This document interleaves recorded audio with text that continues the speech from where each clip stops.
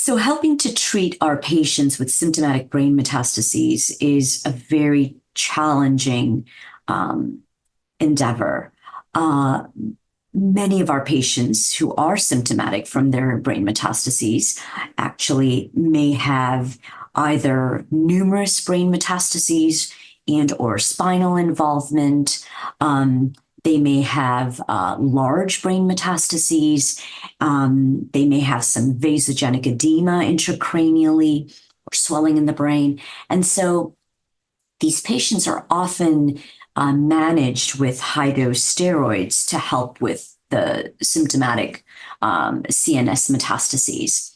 Now, when these patients are on high-dose steroids, the efficacy of using immunotherapy in them has been shown to be lower than we would like.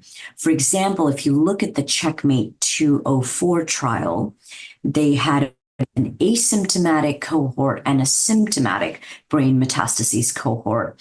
And although the symptomatic brain metastases cohort could be treated relatively safely with combination Ipilimumab and Nivolumab, the intracranial progression-free survival, as well as the overall survival in that subset of patients, actually much less than those who had no symptomatic brain metastases.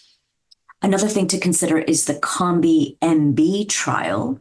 And in that trial, there were two cohorts, one that was also symptomatic brain metastases and symptomatic brain metastases, but all of them had a BRAF mutation.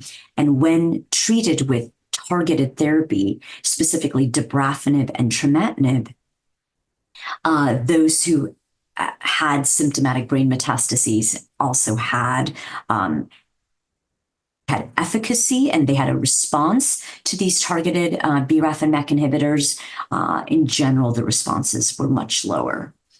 So I think for our patients with symptomatic central nervous system disease, we really need to have a multidisciplinary discussion with perhaps their neurosurgeon, with neuro-oncology, with radiation oncology about a multimodality approach. These patients certainly might need high-dose steroids. They might need seizure prophylaxis. They might need, resection of particular symptomatic brain mets that might be causing significant vasogenic edema.